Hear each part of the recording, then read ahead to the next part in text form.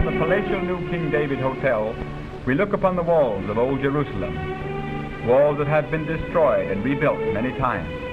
The present ones dating from the 13th century and restored by Suleiman the Great between 1537 and 1541. We begin our visit to the old city at the Jaffa Gate, a busy center of traffic beyond which only foot traffic may continue. Just within the gate, we climb to the roof of a shop and watch the crowds passing in the streets below.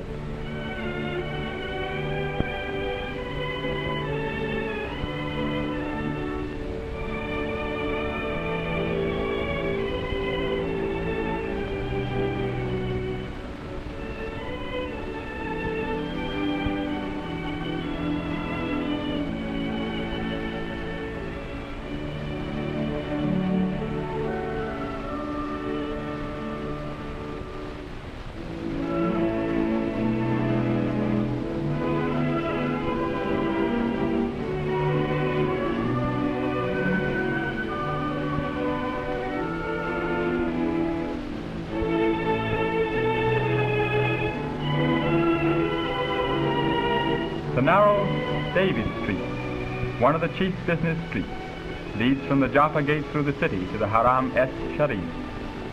The street descends fairly steeply the hill upon which the city is built. All the shops are narrow, and most of them overflow into the already crowded passageways.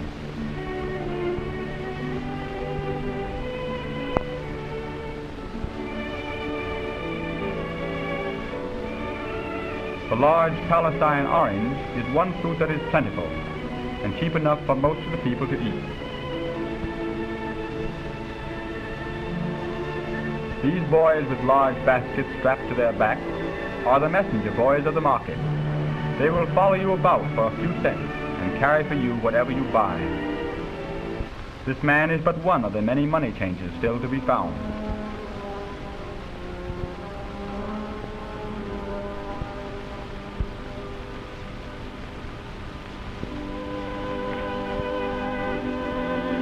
A new use for old auto tires. Coarse but serviceable shoes.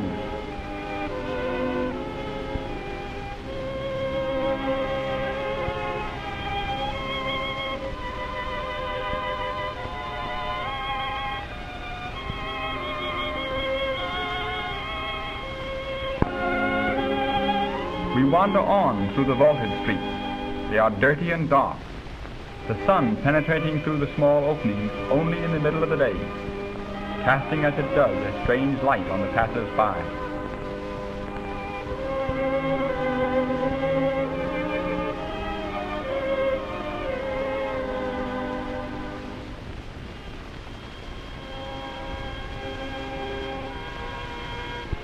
Beneath the Damascus Gate a man sits and reads.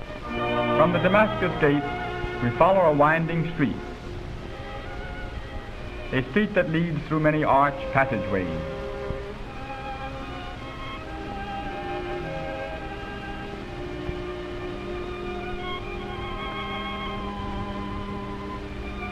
We follow this street to the gate of St. Stephen's.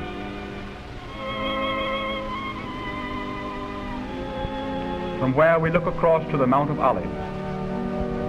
Near the foot of the hill is the quiet little garden of Gethsemane, now the property and in the care of the Franciscans.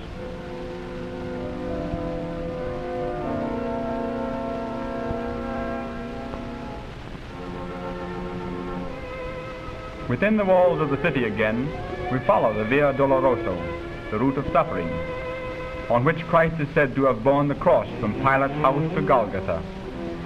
At the upper end of the route is a small opening cut in a stone wall. Through this we pass and stand in a court before the Church of the Holy Sepulchre. We enter the church through a door to the left. Within, in the center of the rotunda, is the chapel of the Holy Sepulchre. The great rotunda still has the foundation pillars and the massive outer walls of the Crusaders' church.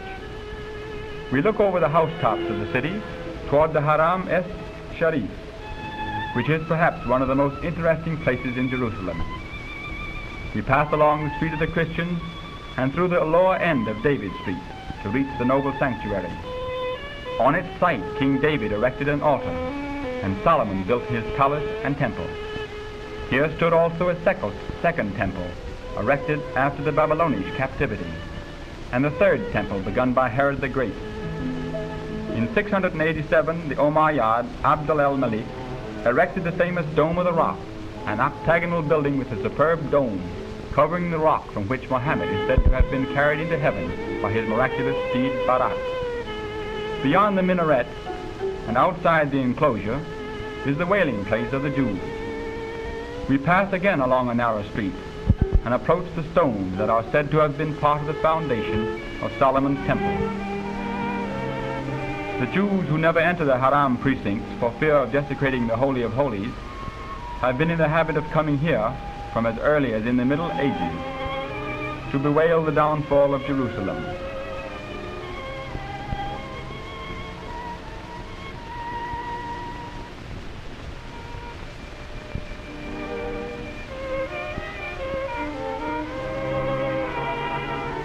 Today they come from all over the world to pray and to lament.